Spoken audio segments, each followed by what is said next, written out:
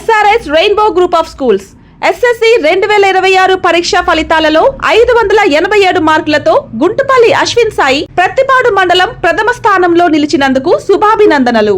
100% ఉత్తీర్ణత అలాగే అత్యధిక మార్కులు సాధించిన మా విద్యార్థులకు హార్దిక శుభాకాంక్షలు. ప్రతి విద్యార్థి అభివృద్ధే మా లక్ష్యం. మా పాఠశాలలో అర్హులైన ప్రతి విద్యార్థికి ప్రభుత్వం అమలు చేస్తున్న తల్లికి వందనం పథకం అందటం మాకు ఎంతో ఆనందం, గర్వకారణం. 6వ తరగతి నుండి IIT మరియు నీట్ ఫౌండేషన్ క్లాసులు, well qualified and experienced staff, విశాలమైన ప్లే గ్రౌండ్ నందు వివిధ క్రీడల యందు తర్ఫీదు, కాలిగ్రఫీ, అబాకస్, స్పోకెన్ ఇంగ్లీష్ లపై ప్రత్యేక క్లాసులు. ఇంతటి విశిష్టతలు కలిగిన మన SRS rainbow group of schools నందు నర్సరీ టు 10th అడ్మిషన్స్ ప్రారంభమైనవి. దూర ప్రాంత విద్యార్థులకు బస్ సౌకర్యం కలదు. SRS rainbow group of schools Ramavagu centre దగ్గర, Guntur road, Prattipadu. Welcome to waves media Telugu. గుంటూరులో జనసేన పార్టీ రాష్ట్ర నాయకులు పొన్నూరు మాజీ ఎమ్మెల్యే కిలారి వెంకటరోసయ్య మాట్లాడుతూ రాష్ట్రంలో కూటమిని బలహీనపరిచేందుకు కుట్రలు జరుగుతున్నాయని ఆరోపించారు. కులాల పేరుతో రాజకీయాలు చేయటం సరికాదని, వైసీపీ కుల రాజకీయాలను ప్రోత్సహిస్తోందని విమర్శించారు. పవన్ కళ్యాణ్ సనాతన ధర్మం గురించి మాట్లాడటంలో తప్పేమీ లేదని, ఆయనపై వ్యక్తిగత విమర్శలు చేయడాన్ని తీవ్రంగా ఖండిస్తున్నామని తెలిపారు. కులాలు, మతాల మధ్య విద్వేషాలు రెచ్చగొట్టే వ్యాఖ్యలను సహించబోమని, దేశ సమగ్రతకు విఘాతం కలిగించేలా మాట్లాడిన వారిపై చట్టపరమైన చర్యలు తీసుకోవాలని డిమాండ్ చేశారు. రాబోయే ఎన్నికల్లో పవన్ కళ్యాణ్ ను లక్ష్యంగా చేసుకునే ప్రయత్నాలు జరుగుతున్నాయని ఆరోపించారు. ఈరోజు రాష్ట్ర వ్యాప్తంగా కూటమి ప్రభుత్వాన్ని స్థిరపరచాలని చెప్పి పెద్ద ఎత్తున కుట్రలు జరుగుతూ ఉంది. మొన్నదాకా ఏమిటంటే కుల రాజకీయం చేశారు ఈ రాష్ట్రంలో. ప్రస్తుతం మత విద్వేషాలను రెచ్చగొట్టే ప్రయత్నం చేస్తూ ఉన్నారు. ఈ రెండిట్లో కూడా ప్రధాన కేంద్ర బిందువు పవన్ కళ్యాణ్ గారి మీదే అటాక్ చేయడం. కూటమి ప్రభుత్వంలో ఏదో విధంగా విడగొట్టాలి, లేకపోతే ఏదో విధంగా జనసేన పార్టీని అస్థిరపరచాలి, కులాలను రెచ్చగొడతాం, చివరికి మత విద్వేషాలు కూడా ఈ రాష్ట్రంలో తీసుకురావడం మనం చూసాం. గతంలో ఎప్పుడు కూడా ఇలాంటివి మనం చూడాల. ఏ రాజకీయ పార్టీ కూడా కుల మీటింగ్లు అనేది కూడా ఎక్కడ కూడా పెట్టాల. అది వైసీపీ పార్టీకే దక్కింది ఆ ఘనత. ఇవాళ ఒక కులాన్ని రోడ్డు మీద పడేసి నవ్వులు పాలు చేసిన ఘనత కూడా వైసీపీ పార్టీకే. రోడ్డు మీద పడేసింది ఆ కులాన్ని. ఎందుకంటే ఆ కులం జనసేన పార్టీలో అత్యధికంగా సపోర్ట్ చేస్తుంది కాబట్టి. ఏదో విధంగా జనసేన పార్టీని అస్థిరపరచాలి, తద్వారా కూటమి ప్రభుత్వాన్ని అస్థిరపరచాలనేది వాళ్ళ తాపత్రయం. భారతదేశం ప్రపంచవ్యాప్తంగా పేరుగాంచింది దేనికంటే ఎన్నో మతాలు, ఎన్నో కులాలు, కొన్ని వేలాది కులాలు, ఎన్నో మతాలు కలిగిన ఏకైక దేశం ప్రపంచంలో ఏది ఉందంటే అది భారతదేశం. అలాంటి భారతదేశంలో అన్ని కులాలు, అన్ని మతాలు అందరూ కూడా కలిసిమెలిసి మత సామరస్యానికి ఒక ప్రతీకగా, ఒక సెక్యులర్ కంట్రీగా ప్రపంచవ్యాప్తంగా మన పేరుగాంచితే దాన్ని కూడా వారలేని వాళ్ళు ఉన్నారు. ఈరోజు మనం చూసాం, నాస్తికుడు అని చెప్పుకునే వ్యక్తి ప్రశ్న రావణ్ అంటే Bachalakuri Joseph alias Bachalakuri Joseph. ఆయన ఈ దేశంలో మరి పుట్టాడో లేదో నాకైతే తెలియదు, దేశంలోనే పుట్టాడో అనుకుంటున్నా. కానీ ఈ దేశంలో ఉన్న మత సామరస్యాన్ని దెబ్బ కొట్టడానికి ఇవాళ ఇలాంటి మాటలు మాట్లాడటం చాలా హేయమైన చర్యగా నేను భావిస్తా ఉన్నాను. హిందూయిజమా బొక్క అన్నాడు. మరి ఇక్కడ సమాజంలో అందరూ కూడా కలిసిమెలిసి తిరుగుతూ ఉన్నాం. ఇవాళ నా పక్కనే ముస్లిం సోదరుడు ఉన్నాడు, పక్కన ఇంకొక బీసీ ఉన్నారు. అంటే అందరూ కలిసిమెలిసి ఉన్నాం.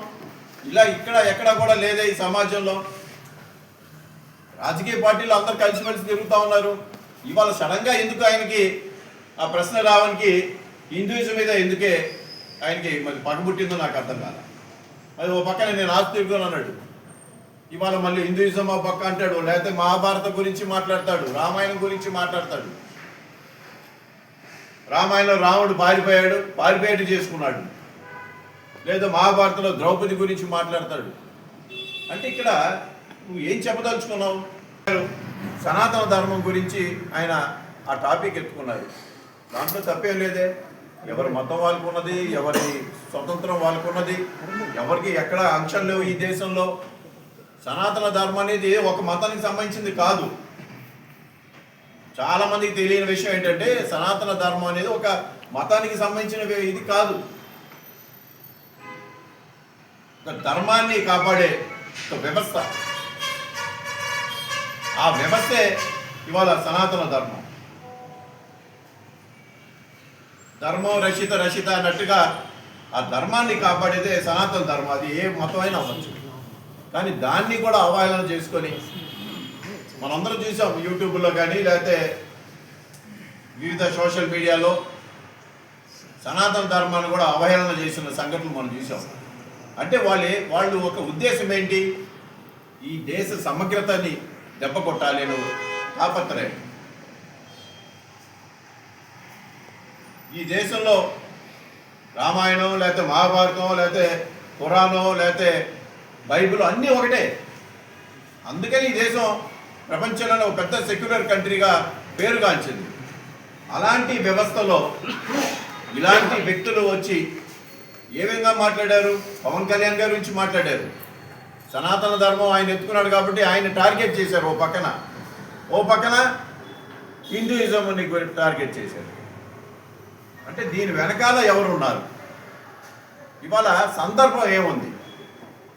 ఇవాళ ఈ దేశంలో ఎక్కడైనా సరే మత విద్వేషాలతో ఎక్కడైనా గొడవలు జరుగుతూ ఉన్నాయా? ఎక్కడైనా సరే అవాంఛనీయ సంఘటనలు ఏమైనా జరిగినాయి అంటే ఎక్కడా జరగల. కానీ ఒక ఆంధ్ర రాష్ట్రంలోనే పల్లి కట్టుకొని పవన్ కళ్యాణ్ గారి మీద వ్యక్తిగతంగా మాట్లాడతాం, హిందూయిజం మీద వ్యక్తిగతంగా మాట్లాడతాం. అంటే వాళ్ళకి ఇష్టం లేని వ్యక్తుల మీద మాట్లాడతాం. అంటే మనకు అర్థం కావాల్సింది ఏంటంటే పన్ని కట్టుకొని వీళ్ళని ఇట్లా ముందుకు తీసుకొచ్చి వెనకాల కొంతమంది వ్యక్తులు నడుపుతూ ఉన్నారనేది స్పష్టంగా అర్థమవుతా ఉంది. అంటే ఈ రాష్ట్ర ప్రభుత్వాన్ని అస్థిరపరచాలి, పవన్ కళ్యాణ్ని టార్గెట్ చేయాలి, అదేవిధంగా ఈ ప్రభుత్వాన్ని అస్థిరపరచాలి, మత విద్వేషాలు తీసుకొచ్చి రేపొద్దున వచ్చే ఎలక్షన్స్లో అధికారం ఉన్న పార్టీని ఏదో విధంగా దెబ్బ కొడటానికి ఇది ఒక పెద్ద కుట్ర జరుగుతుందనేది మనకి స్పష్టంగా అర్థమవుతా ఉంది. ఇవాళ ఎవరు ఏ పార్టీలో ఉన్నా సరే ఈ దేశ సమగ్రతని దెబ్బతీసే మాటలు ఇవన్నీ. ఇవాళ పోలీసులు ఉపా చట్టం ప్రయోగించారు అతని మీద, ప్రశ్న రావణ్ మీద. ఎస్, ఉపా చట్టం అతనికి వర్తిస్తుంది. చాలామంది మాట్లాడుతూ ఉన్నారు ఉపా చట్టం వర్తించదని. ఈ దేశ సమగ్రతని కాపాడనే వ్యక్తి, ఈ దేశ సమగ్రతకి దెబ్బ కొట్టే వ్యక్తి మీద అలాంటి చట్టం అనేది సహజం. అది ఎందుకంటే ఉపా చట్టం అనేది చాలామంది మాట్లాడే వ్యక్తి ఏంటంటే ఓన్లీ నక్సలిజం గురించి అనుకుంటున్నారు. నక్సలిజం ఏంటి? వాళ్ళు కూడా సమాజంని ఏదో విధంగా తప్పుదారి పట్టించాలి, ఆ స్రవంతిలోకి వాళ్ళ దారిలోకి సమాజాన్ని తీసుకురావాలని ప్రయత్నం చేశారు. అట్లనే ఈ వ్యక్తికి కూడా ఇవాళ మత విద్వేషాలు రెచ్చగొట్టి ఈ దేశ సమగ్రతకి మరి అతను మాట్లాడిన మాటలు ఒక గొడ్డలు పెట్టిగా మనం భావించవచ్చు. అందుకని ఉపా చట్టం వారి మీద ప్రయోగించడం జరిగింది. దీని మీద కూడా మనం చూసాం, వైసీపీ పార్టీలో పెద్దలు మాట్లాడుతూ ఉన్నారు, రావణుడే గెలుస్తాడు చివరికి అంట. అంటే నువ్వు ఎక్కడ పుట్టావు? నువ్వు ఏం మాట్లాడుతూ ఉన్నావు? అధికారం చెవి చూశారు, ప్రజల్లోకి వెళ్తా ఉన్నావు. ఈ దేశ సమగ్రతకి నీకు అవసరం లేదా? అన్ని కులాలు మతాల్ని ఒకటిగా తీసుకురావాలనే తాపత్రయం నీలో లేదు అనమాట.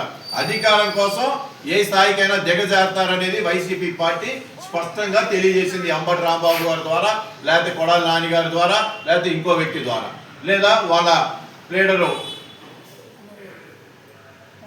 పొన్నవోలు సుధాకర్ రావు గారి ద్వారా. అంటే మీరు ఏం తెలియజేస్తా ఉన్నారు? అధికారం కోసం ఇంత దిగజారాల్సిన అవసరం ఉందా? ప్రభుత్వం మీద మీరు వ్యతిరేకత చూపించాలంటే ప్రభుత్వం చేసిన పనుల మీద మాట్లాడండి, దానికి సమాధానం చెప్పుకోవాల్సిన బాధ్యత ప్రభుత్వానికి. అంతేగాని ఈ సమాజంలో మత విద్వేషాలు రెచ్చగొట్టాలని, తద్వారా దేశంలో కూడా అశాంతిని క్రియేట్ చేయాలనే తాపత్రయం మేము తీవ్రంగా జనసేన పార్టీ తరఫున మేము అందరం కూడా ఖండిస్తాం.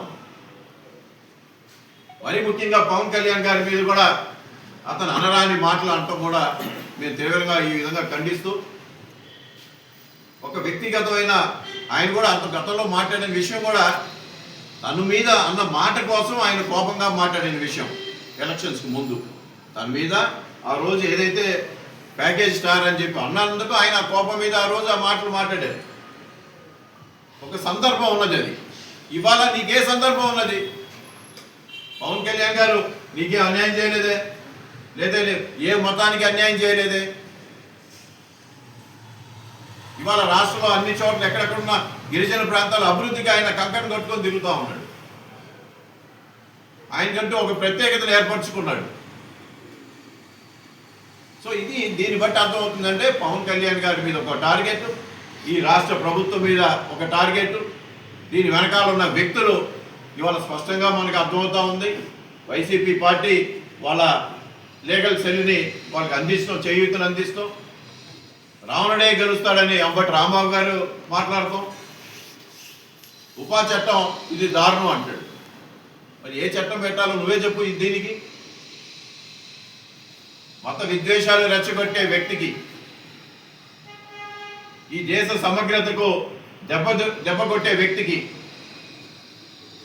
ఈ దేశంలో అత్యధిక జనాభా రావణ్ణి కొలుస్తున్న, రావణ్ణి మరి పూజిస్తున్న రామాయణం కానీ మహాభారతం కానీ అత్యధిక ప్రజలున్న మనోభావాన్ని దెబ్బతీసిన వ్యక్తికి ఏ శిక్ష వేయాలో వైసీపీ ప్రభుత్వం చెప్తే, వైసీపీ పార్టీ చెప్తే బాగుంది. కానీ వాళ్ళు ఈరోజు కూడా ఇంకో జ్ఞానోదయం కలగల. అధికారం పోయింది కూడా, ఎందుకు పోయిందో కూడా ఇలా మాట్లాడితే అధికారం పోయింది అనేది కూడా ఇప్పటికీ వాళ్ళకి ఇంకా